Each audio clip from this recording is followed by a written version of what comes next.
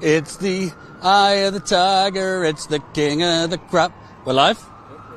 Hey there, Jordan Chariton live. Election day in the United Corporations of America. I'm your humble servant here in front of the the Pennsylvania Convention Center here in downtown Philadelphia. I got to tell you the truth. What, do we just walk like 3 football fields? So let me give you the backstory and smash that like button, share this live stream, get it out to more people. We got a long, long day ahead, or night. I don't know. What time is it? 3 o'clock? 3:30. Okay. So we're going to be live here, try to make, what do they say? Squeeze lemons, make lemonade out of lemons? Make lemons? I don't know, one of those. So we're going to be live. Then we're going to switch over to Nevada, where Tina is in Vegas. These are 2 very critical swing states. Most of the experts think Pennsylvania is going to be the deciding state in this election. Whoever wins between Harris and Trump in Pennsylvania will win the election. But Nevada is very important, too, because Democrats have won Nevada, I believe, the last 4 or 5 elections in a row. But the polls thus far have showed Trump up in Nevada. And even though it's a small number of electoral college votes in Nevada, if Harris loses one of these states, Pennsylvania, Michigan, or Wisconsin, she's going to have to make up the numbers elsewhere. But what we got here early because 4 years ago, in this very location, there was like a scene out of a movie. You had in one corner the MAGA faithful, the Trump people that were kind of behind, what was that, like a fence, like a barricade. So the Trump people were in one barricaded area, and at that time the Biden people were in another barricaded area. And I mean, it was like going back and forth. I was interviewing Trump people, I was interviewing Biden people, and it was great. So we just expected it would be similar, but we walked around the convention center, which is like 3 football fields, trying to find it. Alas, I don't think anybody's out yet. So gotta make do with what you got. So I figured I'd go live earlier. There will definitely be people out tonight for sure. The polls close in Pennsylvania at 8 o'clock Eastern time, so that's about a little over 4 hours from now. But I figured I'd go live now, kind of report what I know, what I'm seeing here in Pennsylvania, and kind of take your questions, read your comments. Also, reminder, we're going to be live here. Then we're going to Tina. Tina, I believe, around 4 o'clock Eastern, so pretty soon, is going to have an interview with the former chair of the Nevada Democratic Party. If you remember, progressives took over the Nevada Democratic Party a couple years ago. So the progressives basically hijacked the party. They beat the establishment, corrupt Harry Reid machine. And what did the corrupt establishment Democrats do when they lost power over the Nevada Democratic Party? They just took all the money out of the account. They literally stole the money and left the Nevada's version of the DNC without money. So Tina's going to be interviewing the progressives that took over and kind of get a feel for what's going on in Nevada. The chances right now, reports have it very close in Nevada. But I want to go into what's going on in Philadelphia. Please smash that like button, share this live stream. I'll read the comments in a little bit. But why Philadelphia is so important, they basically call Pennsylvania everything between Philadelphia and Pittsburgh, Alabama. So for a Democrat to win in Pennsylvania, you have to do incredibly well in Philadelphia, particularly among black voters. You also have to do very, very well in Pittsburgh and Allegheny County, which is the county surrounding Pittsburgh. So for Biden, let's rewind. In 2016, Hillary Clinton underperformed in Philadelphia. She also underperformed in Detroit. She also underperformed in Milwaukee, particularly among black voters, and that's a big reason why she lost to an orange orangutan. So here, Biden did better in Philadelphia in 2020 than Hillary did 4 years earlier. He also did better in Detroit, Milwaukee. You're seeing a pattern. For the Democrats to win these 3 Great Lakes states, you got to win in the big cities. Right now, by everything I'm hearing and seeing on the Twitter, and we were talking to someone before we went live, lines are very long in Philadelphia, and they are saying voter turnout is extremely high. Philadelphia Democratic Party Chairman Robert Brady said, I've been doing elections for 50 years, and I've been chairman for 40 years, and it's the highest we've ever seen at this point. Let me repeat that. The Democratic Party chair of Philadelphia, who's been in office for 40 years, I don't know him, but I'm assuming he's corrupt. He says that this is the highest voter turnout we've ever seen, he's ever seen in Philadelphia. I'm seeing similar tweets with that. Also, this was this morning. So this is this morning at 11:30 in the morning Eastern. So now we're talking hours after that. Philadelphia is already at 71% of 2020 turnout, and they still have 8 hours of voting left to go. Meaning, a couple hours ago, they were nearly 3/4 of the way to the total turnout of 2020.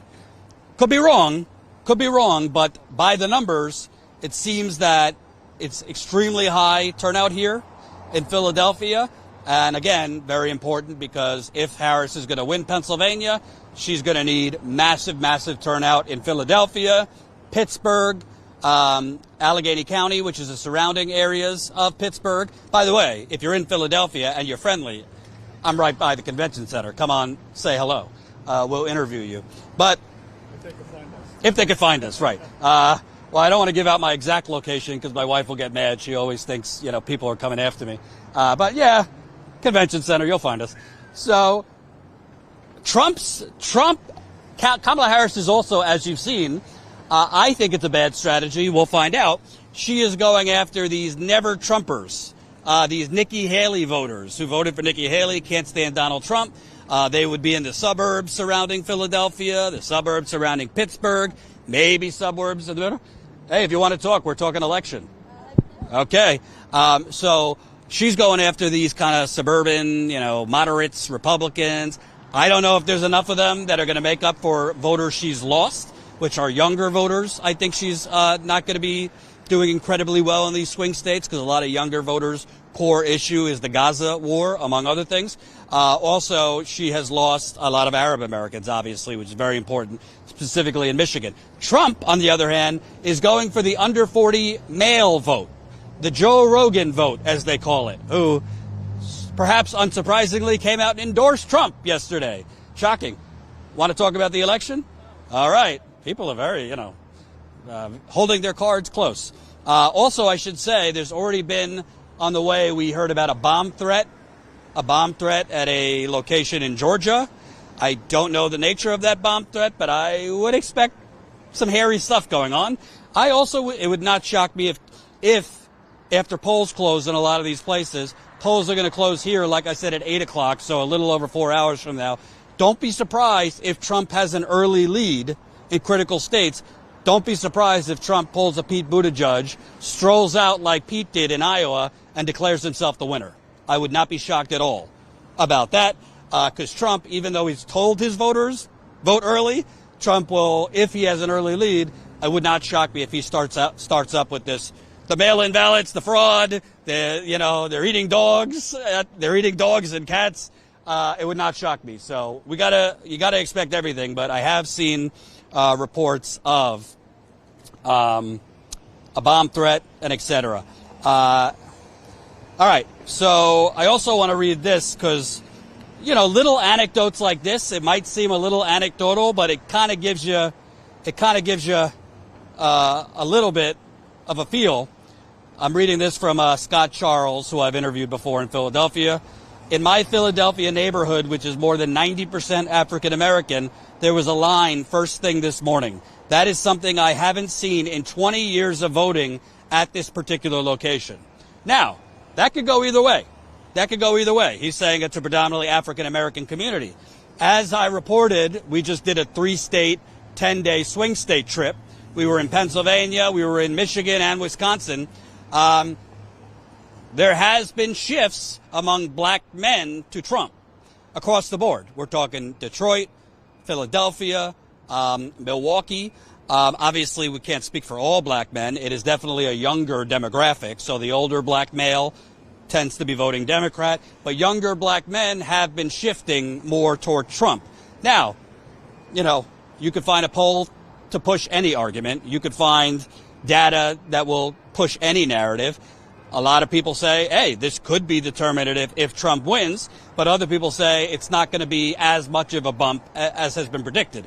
So when you're hearing long lines in predominantly African-American neighborhoods, that can mean big turnout among black voters, but how many of those voters are first-time Trump voters? We don't know. How many of those voters are men versus women? Also, we have seen in the early vote specifically, there seems to be a massive gain for Harris among women. This is the first presidential election in the post-Roe v. Wade era, meaning the first election since Roe v. Wade was overturned. We do know it was critically important for Democrats to do better in the midterms. They were the pundits and the experts were predicting the red wave. Didn't happen. Democrats kept the Senate. They actually gained seats in the House, and abortion was on par with the economy in the midterms. Abortion was on par with the economy and inflation in the midterms. We don't know if that will be the case today, but the fact is, women don't just vote on that, but there has been reports that women online at polling stations, when they've been interviewed, they said their top issue was abortion. So we'll see what happens. Let's see what's going on in the chat. I'll read as I go what I'm seeing in Philadelphia. This was kind of... Come on over. Hey there. I'm Jordan with Status Coup. We're on YouTube. We're just in Pennsylvania, Michigan, and Wisconsin covering the campaign. What's your name? My name is Daddy. I'm from Quebec, Canada. Your name is Daddy? Daddy, yes. Oh, nice. K-Daddy, I like it. You're from Quebec? Quebec, yes. Okay. What do you think of the election? I'm hearing there's high turnout, specifically in Philadelphia. Yes, okay. For the election, well, everyone can win. And for me... You still live in Canada or you live here now? I live in Canada. So I'm here for 3 days. So I'm going back in Canada in 2 days. Can I ask you a question as a Canadian? Okay. Do you look at our elections and just think, this is pretty messed up? We have this electoral college system where the winner, the person who gets the most votes doesn't even win most of the time? The electoral system of United States is not that democratic. Is a bad system, although America is among the highest democratic states in the world. But the electoral system is of old age. Yeah. Maybe it's going to change. But I trust America. I think American there is great democracy here in America, more than in some states. If we find that people are divided 50%, it's very sane. It's very good for democracy than being like 90% or 70% different. Yeah. And looking from Canada, I don't know how your elections work there.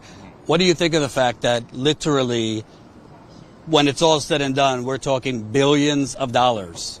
Billions of dollars have been spent on the presidential election, mostly the wealthiest person in America flooding the Republican candidate and the Democratic candidate with money. Do you think that's the proper way to run elections? Yeah, I understand the question, but for me, I think that this election, I'm a little bit pro-Trump. Really? Yeah. As a Canadian, you're pro-Trump? Yes. It's very rare in Canada. I'm pro-Trump. I know I'm pro-Trump not because I like Trump as a person. He say bullshit every time. But I'm pro-Trump because the system doesn't like Trump. What do you mean the system? The system is like the media and then the elites. The elites? The elites, yes. You don't think a guy who's a billionaire is one of the elites? Oh, you are right. He is among the elites, but why the elites doesn't like him? That's the question. The issue I have, I honestly, we're not really Team Blue or Team Red. I think they're all corrupt, frankly. Yes. But the issue I have with Trump is, putting aside all the things he says, which a lot of them are pretty gross. He said he was going to drain the swamp, right? He did. And then he named the CEO of ExxonMobil his Secretary of State. He put in a lot of like corporate people, and so it's kind of like you said you're going to drain the swamp, but all you did was put in all these people. He didn't. Even putting back the immigrants in the country, I'm not sure he's going to do that. He promised so many things, which he's not going to do. People are going to vote him because he promised that, but he's practically doing, he cannot do that. Yes. But people like him because he promised something America wants. Yeah. Which things America wants? They want family to live like man and women. They want family. Women do not compete with guys. They want people still using how can I say fuel yeah, you know, carbon. So there is thing, you know, choosing to have the vaccine, the mandate. So there's so many things that Democrats pretend that they like to choose. They are not choosing. They're like Trudeau make us to have vaccine, and they pretend that they are for liberty. And the Republican as Trump, they do that right. Yeah. My last question: do you feel like in America these elections actually matter? Considering whoever gets elected, it seems that corporate America gets most of the policy. Tax cuts tend to go to the wealthy, and we've had massive income inequality in America for 40 years, meaning a lot of the money has gone to the top. Wages have been stagnant for the middle. Okay, but if I can talk about the taxes on overtime, for instance, I think that's a big deal. Mm-hmm. If you are not going to be taxed for overtime, it's very good for people. Yeah. So that Trump has a good idea. Mm-hmm. And for elders, no taxing for elders, it's very good as well. He's not going to tax elders? Not elders, but the pension. Oh, yeah. Mm-hmm. Yeah. So that's very good as well. So I think that's very good. Sounds to me like you like Trump less for a policy and more for the vibe. More with the vibe. I don't like him as a person. Okay. I don't think he likes me. So basically, you wouldn't want to get a beer with him, but you like that he's an outsider, kind of. I'm not an emotional person. Okay. You're very practical. Yes. Okay. Yeah. You don't think he likes? I'm an engineer. You don't think he likes you because you're black? You said you don't think he likes me. Probably. I don't think that he likes black people, but I like what he does. You would vote for a guy that you think is racist? I don't give a damn, because America is a democracy. Because Trump cannot do anything in America, because America is a democracy. America, we have the presidents, we have the parliaments, we have the senator.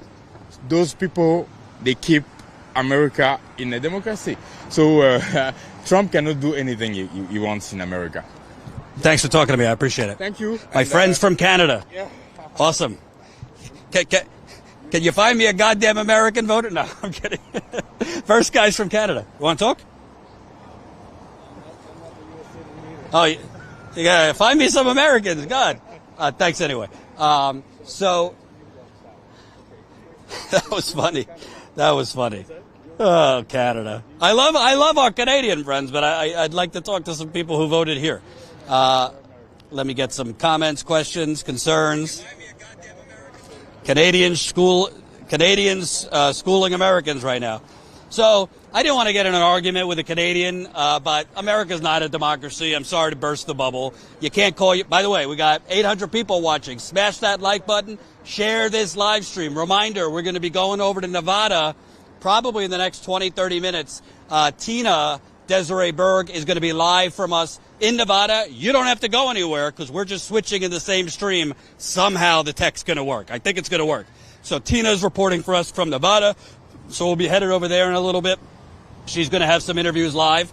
And then tonight, We will be live here starting at around 7 o'clock Eastern time. I believe we're going to be able to find wherever the hell people are. They're not out right now, but they'll probably be out closer to when the polls close after work, like they were last time. But Lowell, Jordan can't find one decent thing to ever say about RFK Jr. Excuse me, exhausted.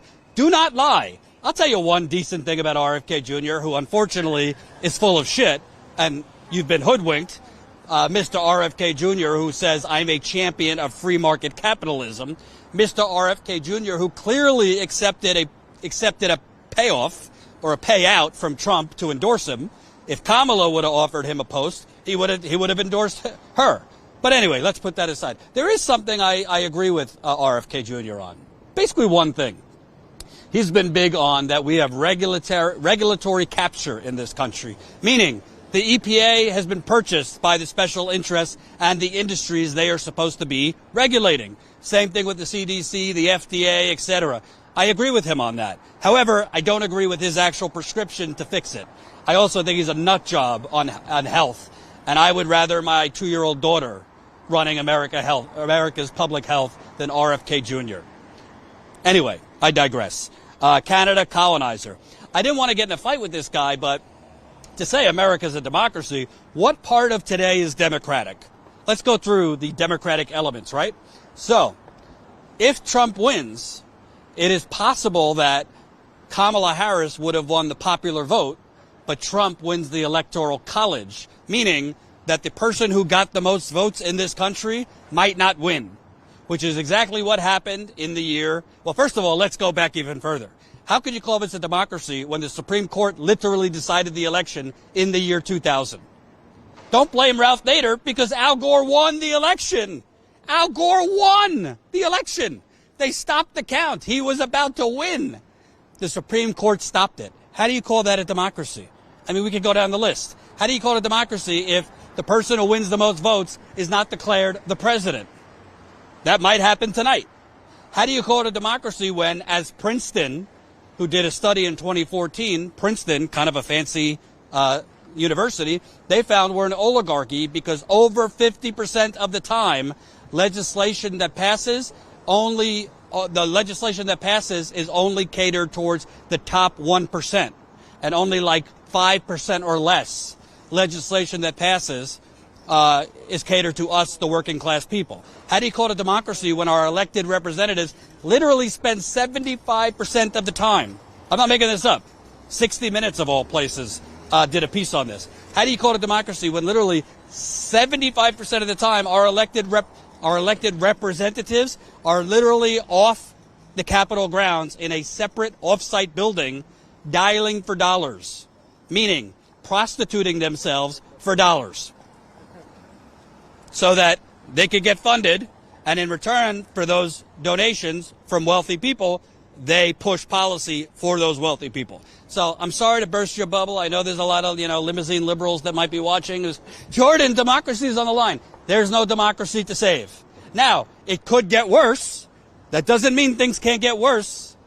I'm not going to lie to you. I don't tell people how to vote. This is just me.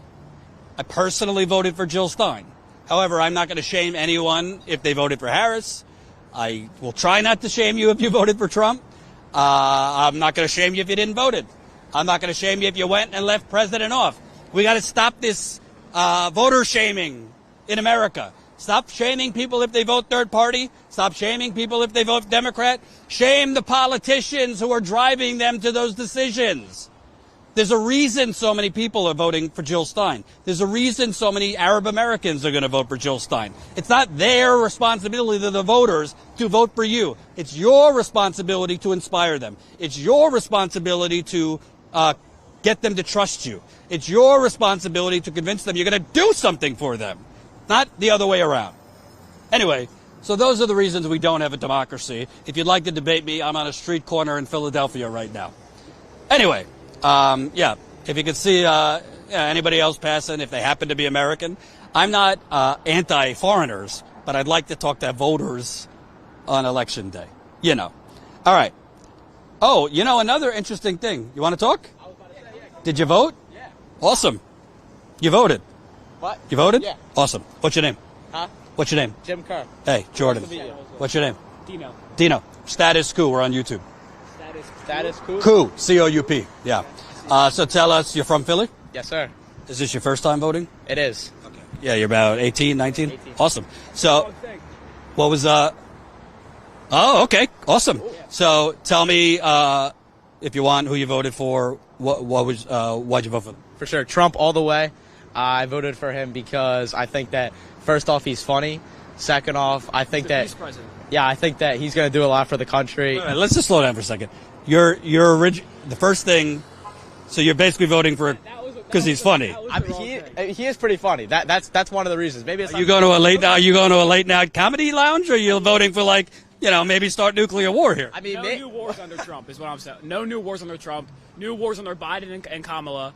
And I feel like we were all living better when Trump was in office, except for COVID. A bunch of unemployment there. All the prices for everything is so high. He first president to make peace with North Korea. Didn't even get a Nobel Peace Prize for that. I just feel like we need a change of office. And for you, when you say no new wars, you're basically talking, obviously under Biden, things have gotten worse with Russia, Ukraine. Things have gotten worse. The only president in years to have no new wars when he was in office.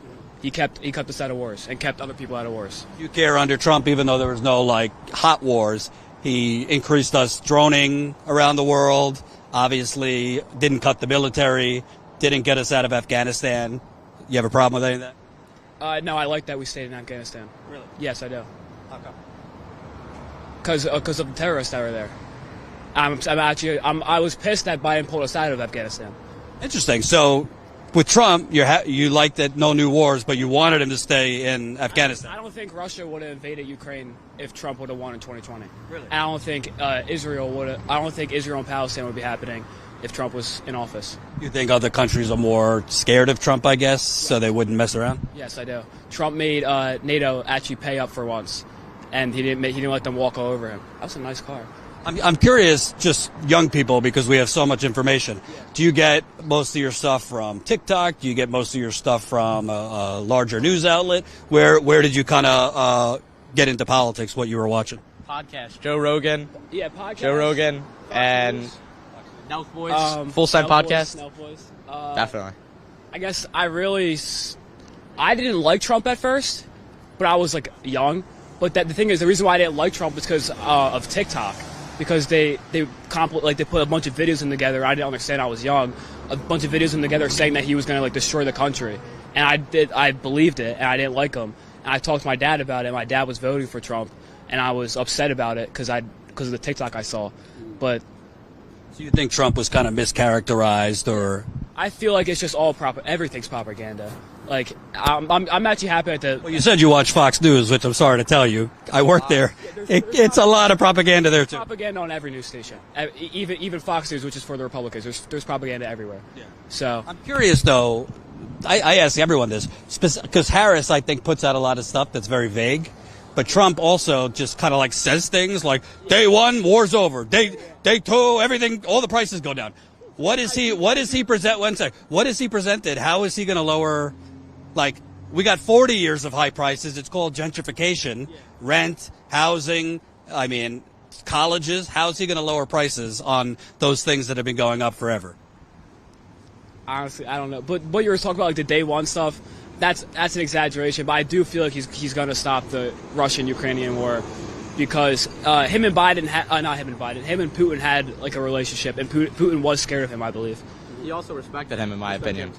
And King Jong-un. So when you say respect, do you think Putin actually thinks this guy Trump?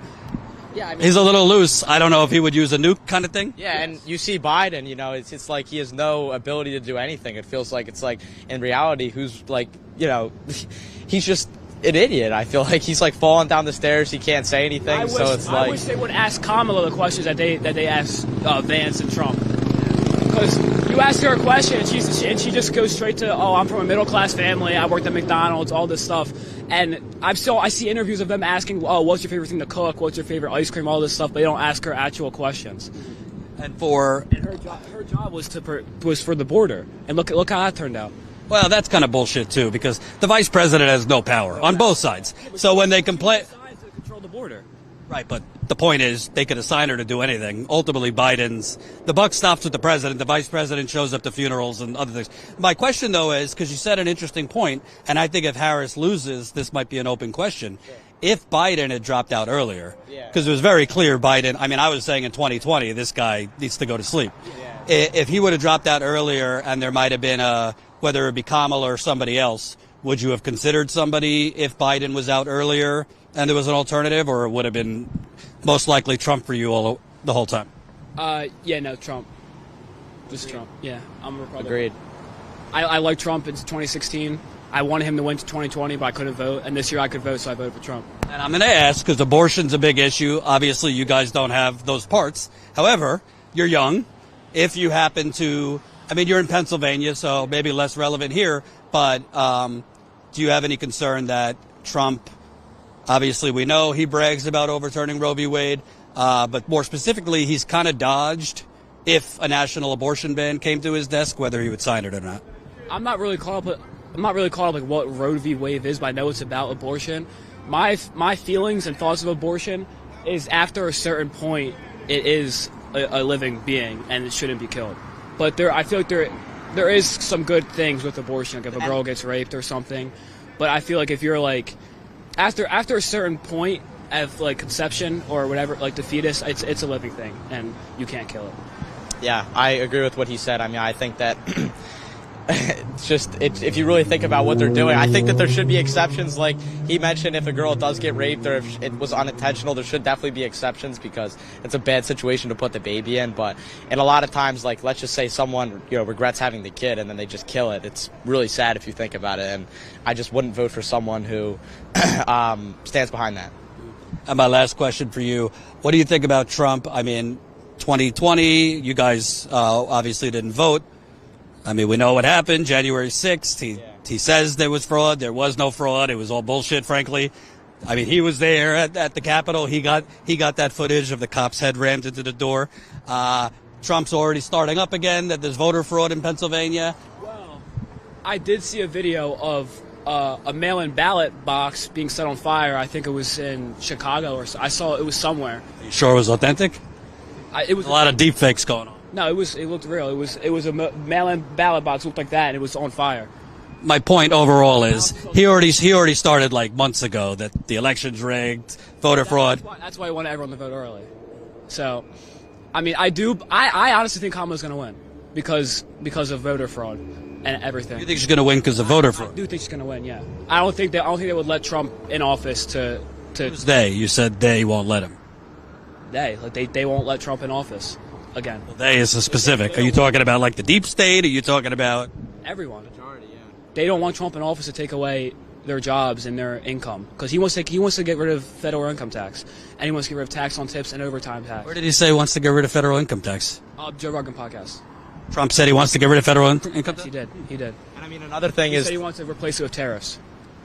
In my opinion, the most well, you know, if he does like 20-30% tariffs on all these companies. The companies just raise their prices and everything. They just pass it off to you, the consumer. It's not. Yeah. Well, federal income tax was meant to be temporary after Civil War, and then it got upped. Well, I think it was it Wilson that was president that upped it or made it. I'm learning about it right now in my senior class. But thanks, guys. What's your name again? Dino.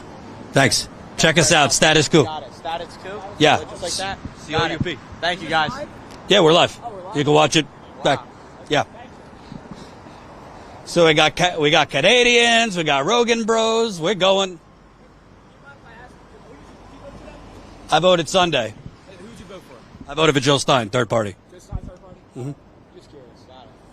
I got nothing to hide. And my wife is mad at me for it, too. Want to talk? You want to talk? Election day. Did you get to vote yet? Yeah. What do you think? I'm hearing long lines, a lot of voter turnout. I know. I mean, I did mine early, so I went a long line. I had to do it before I went to work, so Okay. it wasn't a problem. Who'd you vote for? I mean, that's kind of private. I voted Trump. I'm hearing a lot of more African American men are moving to Trump now. I'm voting for the better person. I mean, I'm not, look, I believe in biblical stuff, so some of the stuff she with, I'm not with. Like what? Like, same-sex marriage and, letting men play against ladies and, certain stuff that's you're not supposed to do as people. So for you, these are more, the cultural issues matter. Yeah, regular, like if we was raised to, like this stuff this stuff that people doing is not right. Like some of the stuff that they allow the kids to get into and the stuff that's on TV is not right. You know what I mean? Come on, man. There's some of the stuff just not right that they teaching our kids out there. You know what I mean? So I don't believe in all this stuff. You think Trump, for you, is a good role model to kids? He says a lot of crazy shit, a lot of bad. He's a good role model to kids for a couple of reasons. Because he's a businessman at the end of the day. Regardless of what he might say out of his mouth, everybody says stuff behind closed doors about a lot of stuff. He's just out and open about it. He don't hide his dirt. The stuff he do, it's out and open. If he get caught for something, he deal with it. He go to court, he get convicted. He's still gonna be the president. He a convicted felon. So what is this country? You really, you know what I mean? He's still going for president. No matter what he got convicted for, he's still going to be our president. So, I mean, what he's saying ain't bad. At the end of the day, if you want to be, I would say like this. If you be like Donald Trump, you want to make some money in life. Like, he a businessman. He own casinos. He own businesses. With all due respect, the guy got millions of dollars from his daddy. Most people don't do that. He went bankrupt like God knows how many times. I'm not saying he's the best person in the world, though. You know what I mean? I'm not saying like, oh, yeah, because he got his racist shit with him, too. Yeah. You know what I mean? But that ain't what I'm voting for him for. I'm voting for what he could do to the people. Yeah. Neither one of them he was no good. Yeah. You think they both basically suck? You're just voting for... We got to have a president. Who the fuck wanted, who wanted to vote for fucking, the bang made a senile nigga we use? Come on, bro. Yeah. He wasn't even our president. How long was he with our president? Biden, you talking? Yeah, Biden. I got a bum ass nigga there. But for real. Like, come on, bro. Now, that election, come on. Like, this is what we gotta go for. We gotta take the better piece of shit. Excuse me, I gotta go. Bye-bye. So we got Canadians, we got Rogan Bros, and, yeah. You know, one thing that's really interesting when you're out on the streets talking to the masses, and by the way, Colin, just call John or me when Tina's ready. I'm going to stay live for a few more minutes, but when she's ready, we'll go to her. And keep those super chats coming. I'll read them at the end. Reminder, we're going to Tina next in Nevada. She's going to be doing some interviews there. And then tonight, we're going to start around 7 o'clock Eastern time here in Philadelphia. I believe there's going to be plenty of people out as the polls close here at 8 o'clock. So we're going to be live. Ron Placone, the great Ron Placone, is going to be in studio for us. So while I'm on the ground and Tina's on the ground in Nevada and I'm on the ground here, Ron's going to be in studio. So we'll be going back and forth between all of us. Ron will be doing, updating you on the states. As far as I know, all the other channels in our category, God bless them, but they're going to be in studio. We're on the ground across the country. So I'm not saying don't watch others, but I'm saying keep Status Coup open. Because we are on the ground with the people, and we will be whatever happens. I mean, John, what did you say? Come here. What did you say to me 4 years ago? Make sure you're in the shot there, John. What did you say to me 4 years ago, our great cameraman, on the drive down to Philly? What was going to happen? I said, while we were in the car, whatever's going to happen between election night and the inauguration is not going to be good. And what happened? January 6th. And what did you say today as we were driving down? Same shit. No, you said it's going to be worse. Oh, it's definitely going to be worse. Yeah, and it's going to be a lot more unpredictable. And that's a January 6th veteran speaking.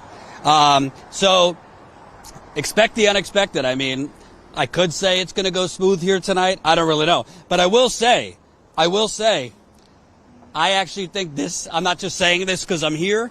I think this might be the closest state. I think Pennsylvania might end up being the closest swing state. But I will tell you, and I'm getting a vibe here because I saw it when I was in Detroit. Obviously, we're a very small sample size here, but I think Trump is going to do a lot better among black men. And why that's important, in these elections when it's so close, and by the polls it is close, Harris has lost young voters. Biden/Harris, they were already losing young voters before October 7th and what happened in Israel. But when you add on that was a lot of young voters' red line. Then you factor in Harris, it seems, is losing a lot of Arab Americans, not just in Michigan and other parts of America, including the swing states. But then you got to add in, about a week ago, a comedian at one of Trump's rallies basically called Puerto Ricans hot garbage. Pennsylvania, specifically the Philadelphia area and around Philadelphia, have nearly 500,000 Puerto Ricans. And the reporting since that MSG rally, that really pissed off the Puerto Rican community and is pushing a lot of them to to Harris. And then what it comes down to, it's margins. Now, if a shit ton of more women come out, then none of that stuff will matter and Harris is going to win. But if not enough women come out and Trump wins enough of the black men, it could be very close. Then you got to factor in the suburban vote, the moderates, they say, the Nikki Haley Republicans. Harris has basically been, in my view, politically prostituting herself to get these Republicans going around, extreme makeover, Liz Cheney edition. Liz Cheney and her father should be at The Hague, not being celebrated on The View. Sorry to tell you, liberals. You got Whoopi Goldberg is on The View with Liz Cheney the other day saying, I hope Kamala names you Attorney General. I want to fucking vomit. This is like rehabilitating George W. Bush, another war criminal. And, the Today Show doing puff pieces on George W. Bush and his incredible painting hobby. Give me a fucking break. These people created a goddamn calamitous, deadly war based on lies that killed thousands of Americans, wounded even more, and killed 500,000 to 1 million Iraqis, created ISIS, created a lot of the fucking shitstorm and wasted all of our money. And we want to celebrate them, and Kamala Harris is going around. Liz Cheney is a patriot. No, she's not a patriot. She did the bare minimal that you should do and didn't go along with Trump's election bullshit. Anyway, I digress. Colin, let me know when I have to switch over. All right. Let me read some comments before we go. And let me see if I'm seeing any other updates here.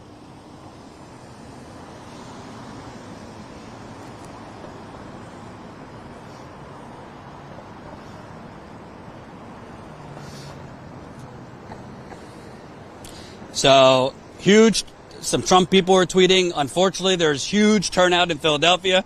Trump needs at least one blue wall state, and Pennsylvania is the big prize. Let's hope Philly doesn't swamp the rurals. So, like I said at the beginning of this stream, Pennsylvania, it's basically everything between Philadelphia and Pittsburgh, they consider Alabama. So it's very rural, Pennsylvania, between Philly and Pittsburgh. So if the numbers are what they're saying in Pittsburgh, I'm going to assume if the numbers are super high here in Philly, I'm going to assume they're, I don't know about equally, but also very, very high in Pittsburgh, which would mean Trump needs to do a lot better in the rural communities. But I will say, like I said, margins, how many new, younger, white Rogan bros are there? Now, if you noticed, I didn't go hard on those guys. I didn't do my normal, jousting, because I like to, I'll push back on adults, but like teenagers and 18-year-olds, I don't want to embarrass them. Obviously, God bless them. If you end up watching, you got a lot to learn, kiddos. The one guy who said, oh, he's funny, this isn't a fucking comedy show. This is President of the United States. And I don't find it funny to call Mexican rapists and drug lords and criminals and murderers. I don't find it funny to be accused of sexual assault and harassment by 15 to 20 women. I don't find it funny to cheat on your wife 3 times. I don't find it funny to try and overturn the results of a free and fair election. I don't find it funny to urge your supporters, let's shoot some journalists, which you did the other day. These things are not funny to me. But I digress. I didn't go that hard. But as you saw, there's a limit to what people could actually know and learn when the news they're consuming is, I'm sorry to say, Joe Rogan. When I asked him, wait a minute, you want no war, but you're for you don't mind that Trump kept us in Afghanistan? And he said, because that's where the terrorists are. No, that's not where the terrorists are. We wasted trillions of dollars in Afghanistan. But I digress. I appreciate them interviewing with us, but they were young. We'll leave it at that. All right. Let's see. What else am I missing?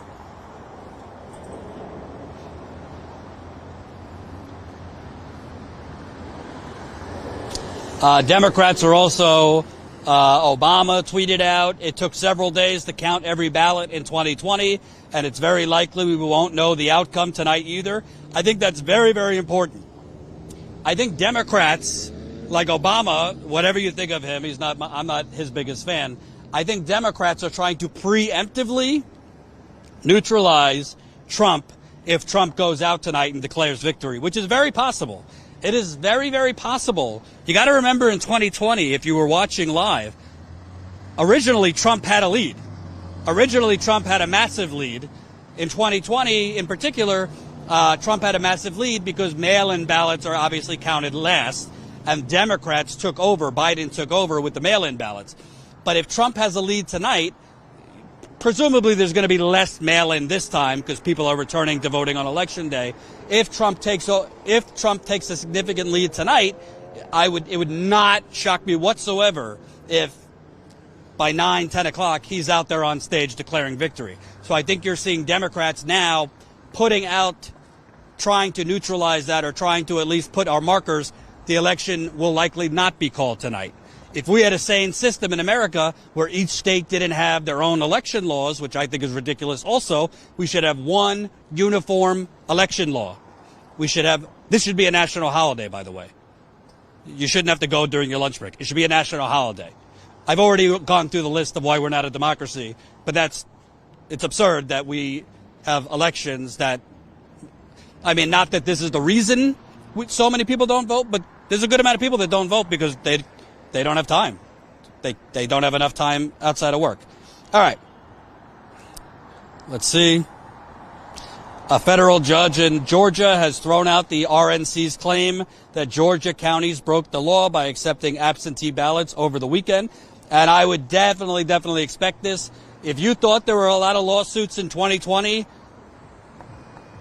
make sure you have dry powder. There is going to be a fucking onslaught of lawsuits on the Republican side, on the Democratic side. Let's not forget our independent candidate friends, because I'm sure there's fuckery going on against Jill Stein, against Cornel West, and against Claudia de la Cruz and other third-party candidates, too. So there's going to be a ton of lawsuits. It would not shock me if we don't know the final results of this election. Today's Tuesday. Wouldn't shock me if we didn't know the results. Maybe late tomorrow night, early Thursday. Would not shock me. By the way, nothing would shock me. I think all these people on YouTube doing their predictions and hot takes, and they want to be bold. I honestly think this is going to be a close election. I really do. I think that Democrats, including people in my life that I know and have talked to, I think they're underestimating the anger among parts of the Democratic Party base, including younger voters, even including some black women, against the Democrats for 40 years of neoliberalism. We were just in Detroit as part of our swing state tour. I would have put all the money down in the world that the African-American women I was about to interview were huge Kamala fans, and they both told me they were thinking about voting for Trump. Not because they don't like Kamala. They're sick of the Democratic Party. They're sick of the gentrification and the economic terrorism and the corruption of the Democratic Party. They're sick of the repetitive marketing from the Democratic Party. Most important election of our lifetime. The Republicans are fascists. Then they go and vote for the Democrats, and what do they get? Higher prices, tax scams, gentrification, and crumbs in terms of policy. Even though they don't necessarily think the Republicans are going to give them better, it's human nature. If you're just getting empty promise after empty promise after empty promise, and the party only shows up around election time to your churches and other areas, at a certain point, you're just done with it. You're done doing the same thing. So we'll see what happens. Colin, if you have any super chats for me to read, let me know. By the way, we're almost at 250. We're almost at 250,000 subscribers. We're about 300 subscribers away from 250,000. So if you're new here, make sure you subscribe. There he is. Hello.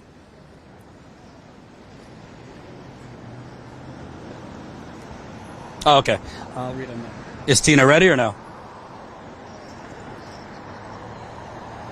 All right, I'll read them now.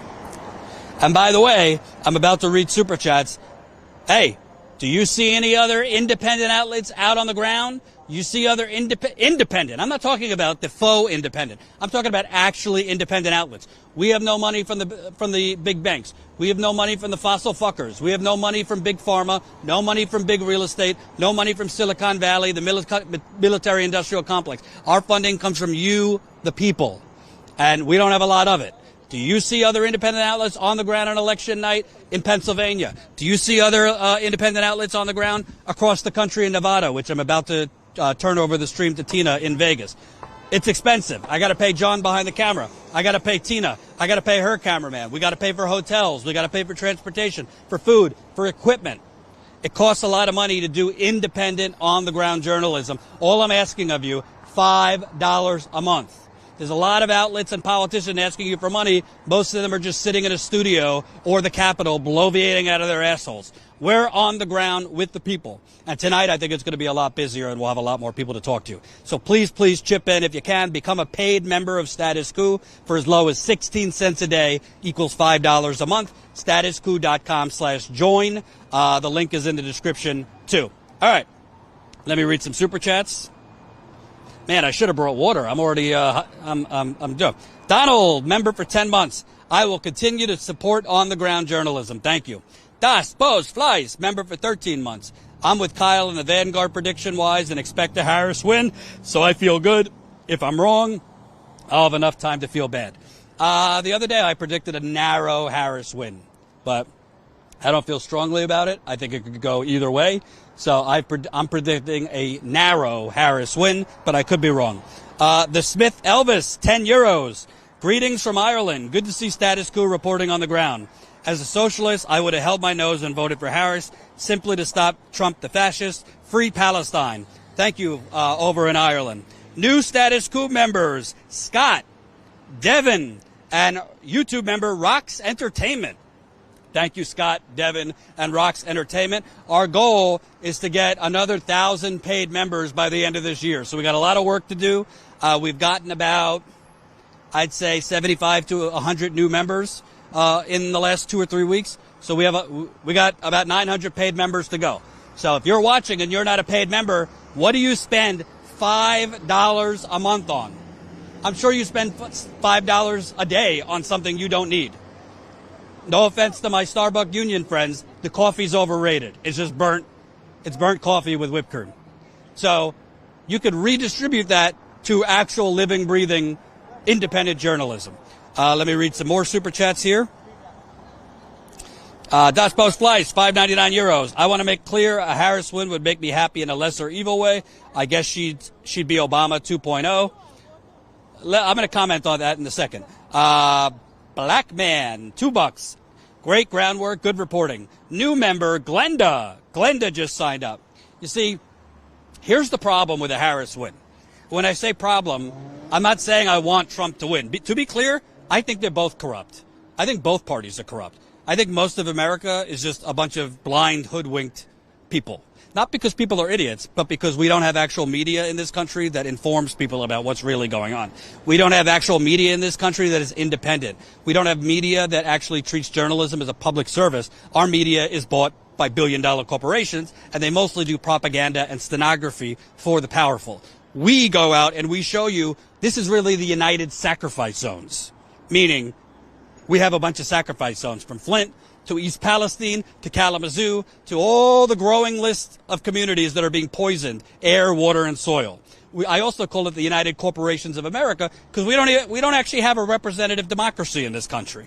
We have a representative oligarchy because our public servants actually represent Goldman Sachs, ExxonMobil, Pfizer, Mark Zuckerberg and Elon Musk. By the way, Elon Musk is going to be hanging out with Trump at Mar-a-Lago tonight. So God knows what Twitter is going to look like with Trump and Elon in the same room. It's already a cesspool. It could get worse. So the bottom line is, we don't have a representative democracy in this country. So my fear, if Harris wins, you could say, yes, it's going to be better than Trump, and I respect people who think that. But I think the Democratic Party, if Harris wins, is going to get the entirely wrong message.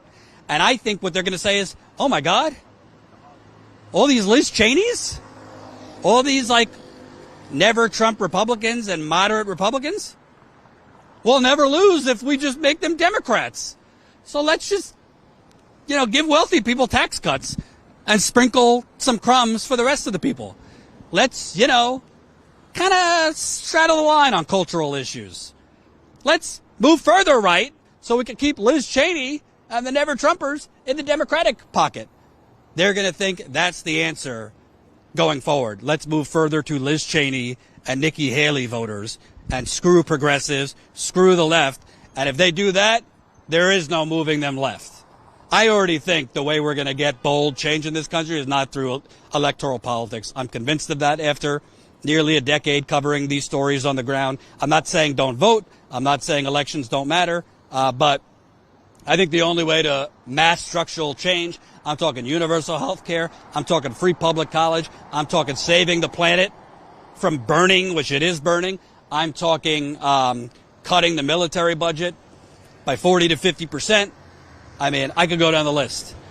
It's going to be through economic boycotts. It's going to be through mass mobilization and mass organizing like we've never seen in this country. It's not going to come through electoral politics. Sadly, if Bernie Sanders won and became president, I'm not so sure we'd even have Medicare for all right now. Not because he wouldn't have tried for it, but because the system is so corrupt. For all we know, the Supreme Court might have overtaken it or shot it down. It would have been buried in court with lawsuits. And I don't even know if he would have had to do it through executive actions because Congress wasn't going to pass it. And like I said, between the Supreme Court and other things. So even if we get the right people in there, there's no guarantee they'll be able to enact what we desperately need and what other countries have. That is why it's going to take mass mobilization. When you see in France, even when they try to raise the retirement age by 2 years, those people go nuts. They frickin' storm it like they're storming the Bastille. There's fires on the streets. They don't fuck around in France. Part of that is because they have a social safety net as citizens. They have free health care. They have strong unions in France. So they're not petrified of going out and protesting because if they lose their job, they lose their job. They'll still have health care. And you can't just lose your job in France for protesting like here you technically could. So we need to think bigger than just elections. And I think we need to get serious as a people. I don't care if you're on the left watching. I don't care if you're on the right watching. I don't care if you're a libertarian. I don't care if you're politically have no labels. We got to get very serious about three things. Number one, we got to get very serious about doing away with the Electoral College. It is undemocratic. And I think if we actually had presidential candidates that had to go around the entire United Corporations of America, the voters would have more leverage than all the focus being on 5 or 6 states.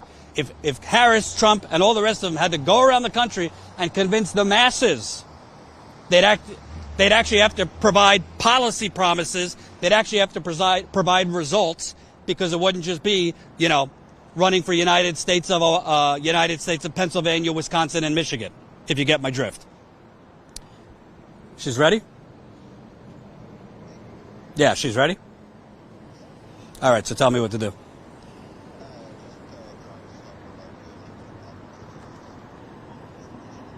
All right, so I'm going to sign off and then we'll do that.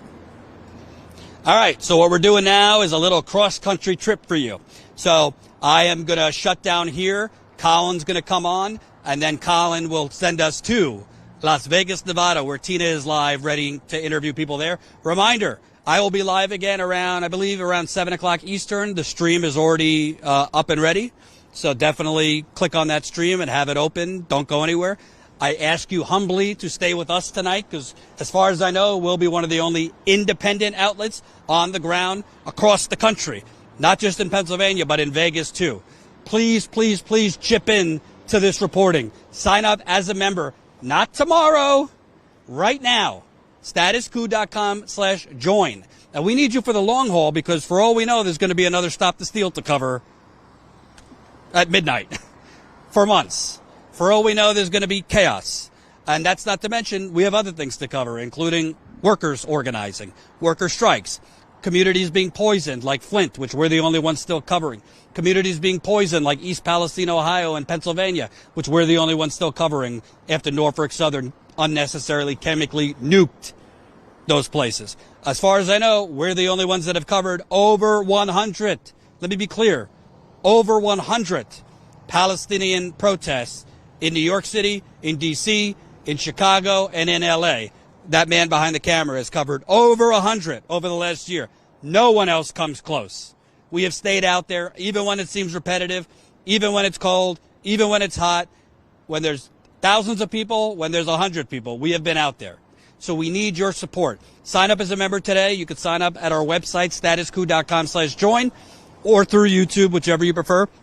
If you're already a member, please donate to help us fund this expensive reporting. Statuscoup.com/donate. Every amount counts, from $5 to $500. It makes a huge difference. Thank you for watching. Don't go anywhere. We're signing off here. Colin's coming on screen, and then we're going to Vegas for Tina, and I'll be back in a few hours right here.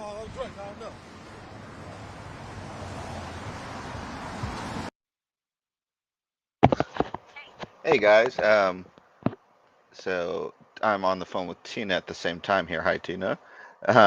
Just waiting for John to end this feed here. No, John. Um, oh no, I'm in studio right now. Ron will be here later. You guys can switch yours back on now. Yep.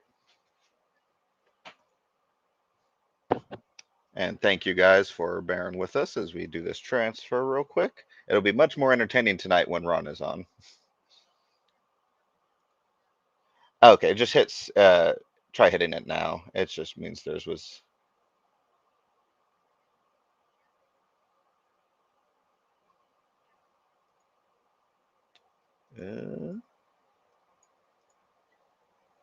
Hold on, let me force.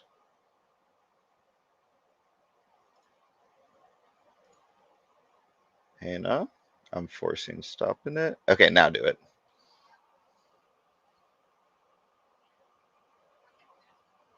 All right.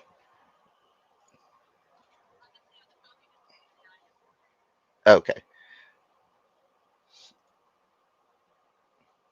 Thank you for bearing with us again, guys. And welcome Exhausted as a YouTube member. Okay, yeah, no, it's messed up, so try restarting it real quick. Yeah. Same thing as last night. Yeah. Oh yeah. Yeah. I'll talk. Yeah, I'll talk to the audience while that's going on. Okay. You call me back when it's gone. Yeah. So I will entertain you guys while we're waiting here for a second. That is just an issue where we got to restart the unit real quick. But Tina's going to be coming to you from Nevada, the other swing state, over on the west coast, not really coast, but west side of the United States, to contrast the east side of Pennsylvania.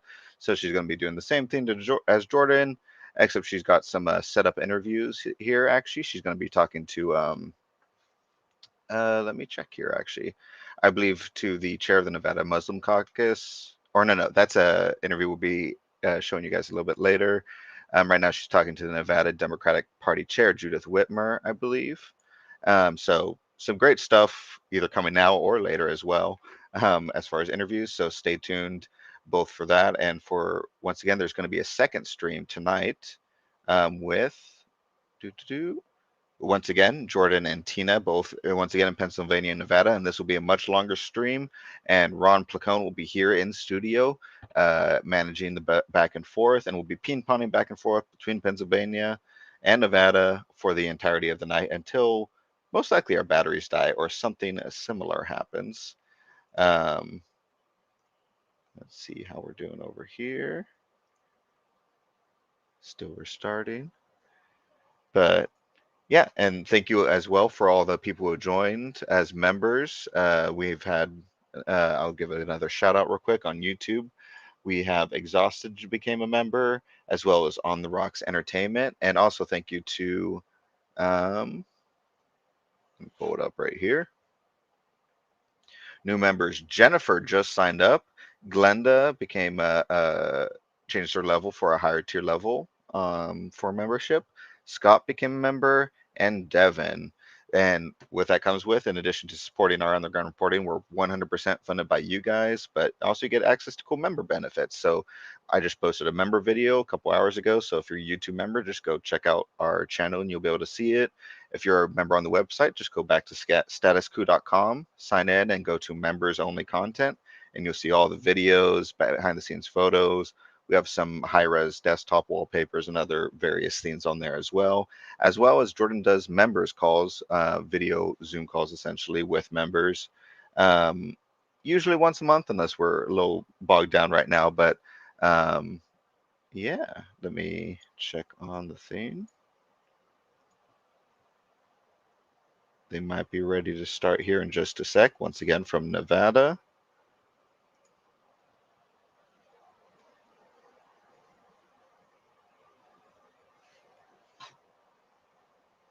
Let me give her a call. Hang on, we're going through all the 3-star. It'll take a minute. Can you keep going? Okay, yeah, no, I just saw the green button popped up, so I was making sure. Okay. Okay, if not, you can play that interview from last night. Oh, do you want to do that now? No. Okay.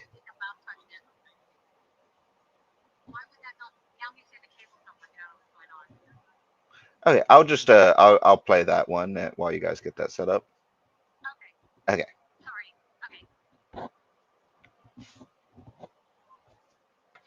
Okay, so they're having a bit of a technical difficulty. So while we wait for that, Tina actually just did an interview so that I'm gonna play for you guys with the someone from the Democratic Party there in Nevada, where they had from the progressive side of it, I should clarify. So they did a really good interview here. So we'll play that. And when that comes up, we'll be switching back to her live as well. So let's get right into that.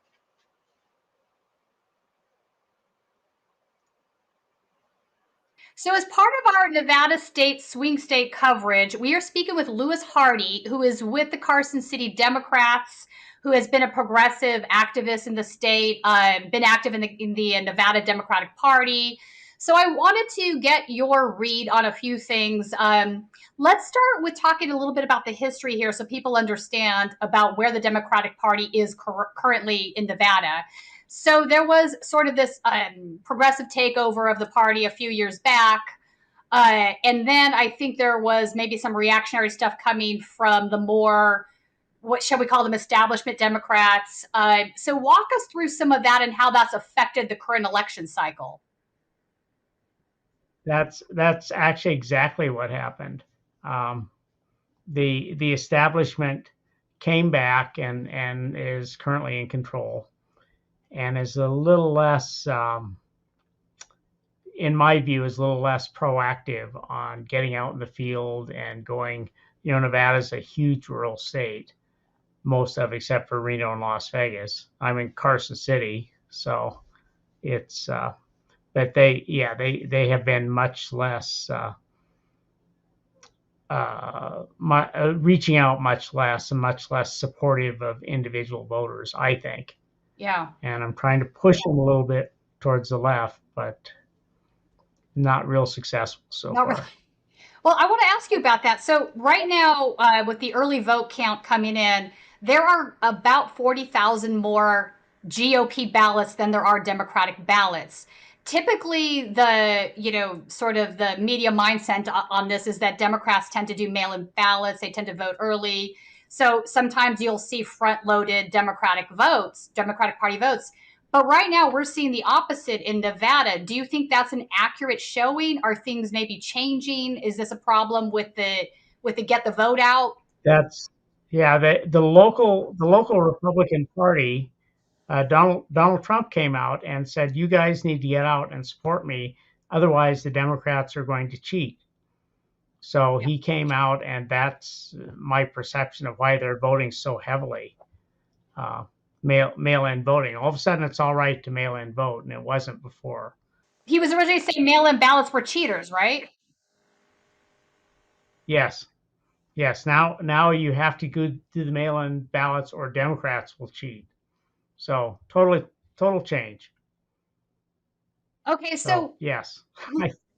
that, which is kind of crazy, right? So we've gone from one to the other. So after the progressive takeover, the establishment is back in power. It seems to me that, you're basically saying they haven't been reaching out to individual voters. That seems pretty obvious to me right now. It looks like they're relying on the Culinary Union in Las Vegas to do most of the canvassing for them. I know they've had a canvassing operation where the workers are actually getting paid their normal salaries, but instead of going to work, they're going out and canvassing door to door, doing get the vote out. Are they trying to walk away from the state of Nevada? I mean, it's traditionally very much a swing state. It is it's theirs to lose, right? The last couple elections, it's gone to the Democrats. Why would they do that? I think their thinking is that we only win in Las Vegas, so we're not going to worry about any place else. As long as we carry Las Vegas, we've got the state. I think that's a bad way of thinking. Both our senators, Catherine Cortez Masto and Jackie Rosen, were elected by 8 and 11,000 votes in the rurals, and that's where they won. They didn't win in Reno and Las Vegas. So I think it's a bad mistake doing it this time. I think they're forgetting history, but we'll see. And the candidate running now against Jackie Rosen, the senator, is the Republican candidate, is not the strongest candidate, but I think he might surprise them a little bit. Let's talk a little bit about the rural areas. So Carson City is considered more of a rural area, maybe not super rural, but it's it's where the capital is, right? But it's generally considered part of the block of voters that go traditionally Republican. In the past, though, you've seen some progressive candidates taking some sway with those voters. I think maybe progressive candidates appeal to some of the working class poor, right? Like, we want to do something about income inequality. We want to do something about access to healthcare. And I don't think that Republican or independent voters in rural areas are necessarily, not open to that messaging. Where do you think the disconnect is? I'm not sure. I just think it's short-term, backwards thinking. My analysis is, I'm not sure how good that is, but I think they could do much better. And we've seen, in Carson City, we've gotten 170, 180 volunteers. We never have numbers like that. They go out in the field, knock doors, and do all sorts of things all the time.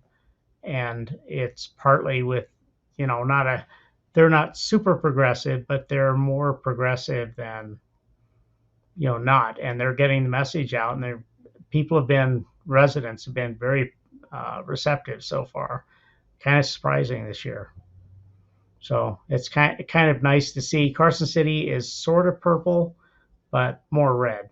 Because you have seen the inside of the Democratic Party machinations there in Carson City, why do you think it is that we go through these cycles with this, quote unquote establishment Democrats, where they get sort of reactionary towards any sort of leftist viewpoint when the leftists are successful? To me, these should be national, friends, right? The leftists should be more friendly to them than the right. But in this election cycle, you even see Kamala out there campaigning with Liz Cheney, saying that she's going to put a Republican in her cabinet. So I would imagine that they do that to think that they're appealing to rural voters. But at the same time, I think rural voters would be more interested in hearing about policies that would, fix problems for them. And there might be a trade-off there where you lose Democratic voters when you say you're going to put Liz Cheney in your cabinet. Like, what are your feelings on all that?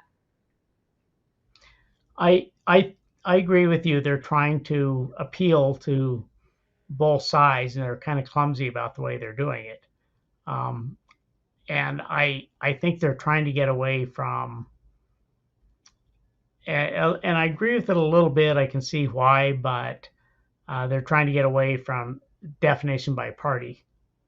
I'm a Democrat, so I'm always for these things, or I'm a Republican, so I'm always for those things. So I support getting away from party politics like that a little bit. Yeah. It Team seems sports. smart to me. Yeah, no, it's team sports, isn't it, at the end of the day? I think the other benefit there is I was looking at the Nevada state data, and you have a very large chunk of independent voters here. So these are voters that maybe, think both parties are corrupt or not serving their needs. And a lot of those voters probably, That's exactly right. do you think they tend to lean left or right? I think most of them lean a little bit right, but they're sick and tired of the really, MAGA politics, which we've had a lot of in Nevada. Yeah. So I think it's become a worn out message, at least here. So that's not a bad thing in my view. I think people are starting to think beyond the idiocy. Yeah, I mean, it's got a little crazy. So now I was looking at the Ralston reports. He's your local poll predictor, all around politician guy. He's been pretty correct in most of his predictions the last few years. So today he was basically saying this morning that the election is going to be very close, but that he thinks Kamala is going to take it by less than 0.5%. So that means that she's going to pull out from these 40,000 ballots that we're looking at that are currently ahead with the GOP. So, one of the things I was thinking when I read this, I'm like, he's probably right. It's going to be close. And part of that conversation though is these, we don't know who these votes are for yet, right? We just know that they're Democratic Party ballots, right, or that they're Republican Party ballots. There might be some surprises in there, meaning that there might be Democrats that didn't vote for Kamala. They might have voted, independent, right, third party, whatever, green. They might not have voted at all. And there might be Republican ballots that did vote for Kamala that are kind of like, I'm sick of Trump. I don't want that guy, anything but that guy. So there's a few assumptions baked in there. My question to you then is, you're out there, you're in the state, you're talking to voters, you're talking to people in the party. Do you have any strong feelings about where this election is going to end up at the end of the day? I suspect that Kamala is going to win, at least in Nevada. I've had loads, and this is really unusual. We usually have people, like, we have a little office in Carson City, the Carson City Democrats, and people come in and scream at us and things like that. I haven't seen that this year. And there's people coming in and say, I'm Republican. This is the one time I'm going to vote, for your candidate. It's not my candidate. It's our candidate. Vote for the best person. And yeah, it's just tiredness of as one of our elected officials told me, he said, I'm tired of the BS. Yeah. I mean, it's understandable, right? He voted our way. What's that? It's understandable. Oh, yes. And I think I'm glad people are waking up. And in Nevada, as you said, a little less than a third of the state is Republican. A little less than a third is Democrat, almost equal. Yeah. There's a few more Democrats, but not a lot. And there's a crap load more than a third of nonpartisans. Yeah. So a crap load nobody knows which way they'll. Yeah. That's a great way to describe it. No one knows which way they'll end up going. Yeah, and I believe this is Nevada has a constitutional amendment on the ballot to allow ranked choice voting, and I think that's going to make a big difference too, and that will take us a bit away from the party politics. Yeah, I think that's a good idea. In areas where they do have ranked choice, you do see candidates having that might not have a chance in a regular election, having a good showing, some upsets perhaps. But I think that making these horse races more competitive is better for voters, right? It forces these candidates to earn your votes more than they do now. One thing I want to ask you, Gaza and Palestine has been a big issue, I think, for Kamala this election cycle. Do you think that will affect the race in Nevada? I think it will mostly in Las Vegas, which, like I said, is the big base the Democrats depend on. But there's a large Jewish population in Las Vegas, and I think with the younger, votes, I think Gaza is kind of a non-starter. It's not a good idea, Right. and we should be doing something about it instead of supporting a genocide. Indeed. Indeed, that includes young Jews that feel that way. Yeah, our one senator is Jewish, and she refuses to Jackie Rosen, and she refuses to comment on it, which I suspect that's why too. Okay, so that could have So some effect in the Las Vegas area. Any other thoughts that you have about the election? I think there'll be a lot bigger turnout of first time voters and younger people and stuff. So I'm looking forward to that. And we've had, like I said, we have people coming through the door every day volunteering to help, and it helps that we're a progressive drop in a huge lake of of MAGA. So they people kind of like that, and that's Yeah. good. And I really honestly think that's how most people think overall. I think most It- people underneath it all are progressive. That's right. I think the policies are popular. I don't think this idea that these are socialist boogeyman it doesn't land with the younger voters. Definitely, right? They're popular policies. People want income inequality addressed. They want and things of this nature. And actually, one more question I do have for you is the Dobbs effect has been discussed quite a bit. I think that a lot of the polls we're seeing aren't quite waiting for the way women feel about losing Roe v. Wade. And it's not just young women; it's women my age, it's grandmas, it's women because this is an affront to our healthcare. This is healthcare, and the fact that this happened, I think, is really going to Yeah. affect the election outcomes in ways that we haven't really considered at this point.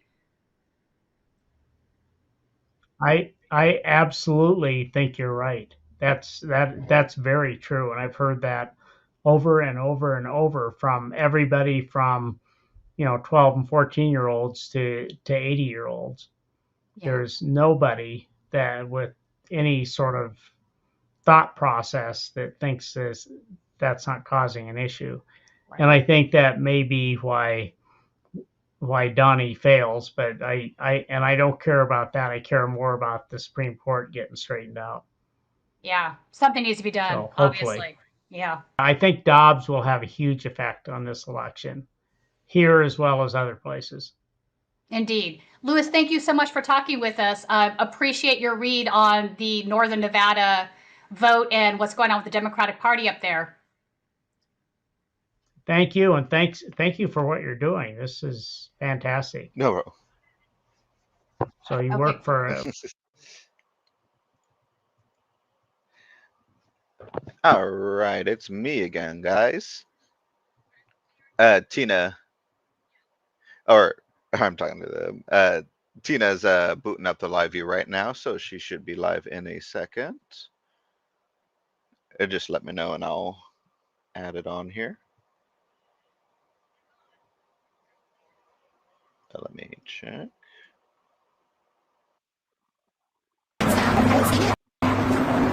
It's the same issue as before with the audio and video, so try restarting the live view unit now with the new stuff, maybe.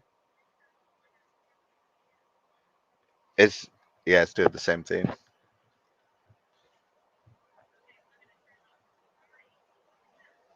All right, just call me when it's ready to go here. Okay, sorry about that, guys. A lot of tech issues. Tina, if you don't know, she's already very prone to tech issues. Anytime she does anything like this, or even just in studio stuff. So this is part for the course. So once again, reminder: smash the like button, share the stream where you can. As we wait for that, and once again, she's got some people lined up already for in Nevada that she'll be interviewing here coming up. But let me just double check some of my stuff here. I'm also dealing with stuff in the background here. And as a side note, you can see that's my cat Rudy back there. But once again, if you aren't already a member, join us, statuscoup.com/join. Once again, there is a member video that we posted both on YouTube, Patreon, and on our member website, statuscoup.com, for anyone who's a member of Tina driving over to Nevada. And you can, and that also has our entire backlog, not only of member videos, but of the recordings from member calls that members have with Jordan monthly, as well as any other stuff, whether it's behind the scenes photos. I'd mentioned before, like we have wallpapers and stuff there. So you get a little bit of at least extra stuff in addition to supporting this reporting, which once again is only possible because of you guys. We don't take any money from uh, Wall Street or corporate oligarchs or any of that type of stuff. It's all 100% through our membership and donations from you guys. So statuscoup.com/join to become a member, or statuscoup.com/donate. There it is. Let's try to find my button. To donate to us directly. YouTube super chats and membership also helps. YouTube does take 25%, I believe it was 25 to 45% of those. So when you do it through our website instead of YouTube or Patreon, we do get more of the money. You have more of your money actually goes directly to us, rather than some of your money also going to yet another big company and stuff like that, which is why we like you guys to go to the website directly. And yeah, so statuscoup.com/join and statuscoup.com/donate. And I'll double check here if we've gotten anyone since I last discussed this. I don't know if I mentioned, but new member Jennifer, as well as we got some donations from Roxy, $5. From Michael, we got $5. Said thank you, Jordan, and your Status Coup team. Please be safe out there. Yeah, Jordan will he'll insert him with John might be a dangerous combo of going into some interesting scenarios, as you guys saw back in January 6, 2020. John, if you've ever seen the footage of the Capitol policeman whose head was being smashed in between the doors by a bunch of people there, that's John's footage. John had nearly cracked his ribs from that event and everything. Oh, let me get this from Tina. Hello? What was that? Yeah, sometimes it's really slow.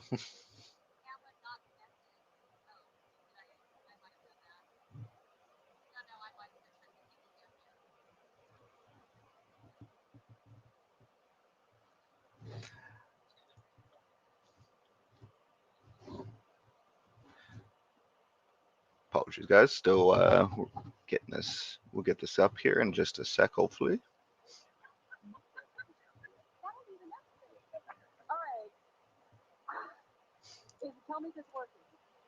Let me check here. Give it a couple seconds. Yeah, it's still doing that thing it did in the hotel. Still. Yeah, where it's the audio and video is all messed up.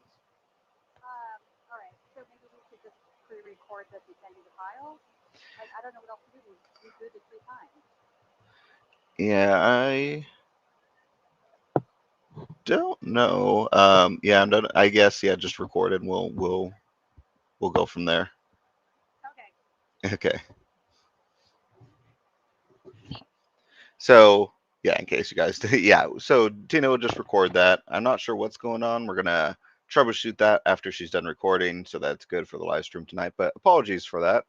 But you guys could see that good interview at least that Tina did. And oh, hello. Okay, we'll try one more time.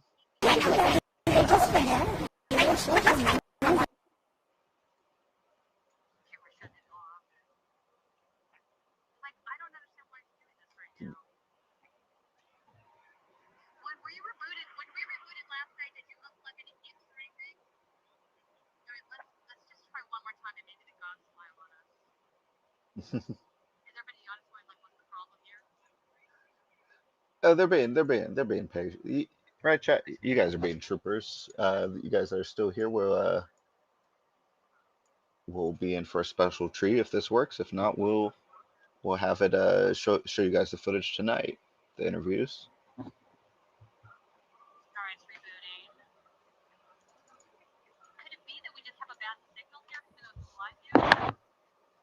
No, because it's not like pixelated or anything. It looks almost as like how something looks when a cord isn't fully plugged in or something.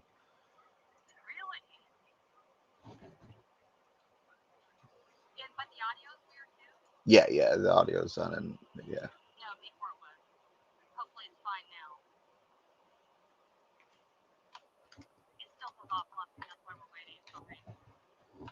Yeah, no, it's gonna take the sound.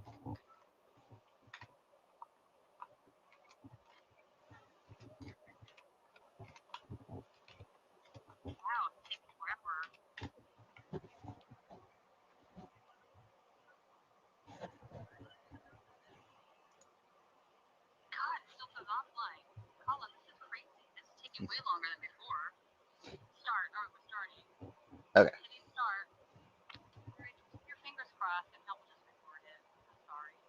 Oh, good.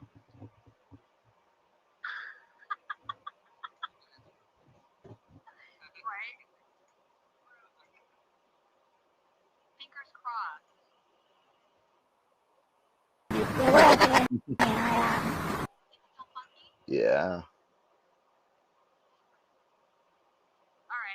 Okay. Well, once you're well, I think he's done. So we'll once you're done recording, call me and we'll troubleshoot it. Okay. Okay. So apologize. Okay. Yeah, so just double checking everything. So we'll go ahead and end it here, and we'll be live again at 7 p.m. Eastern Standard Time. Around there. It depends on the events and stuff. And then it'll actually be Jordan and Tina ping-ponging. We're going to do some tech troubleshooting. Apologize again for that, but thank you guys so much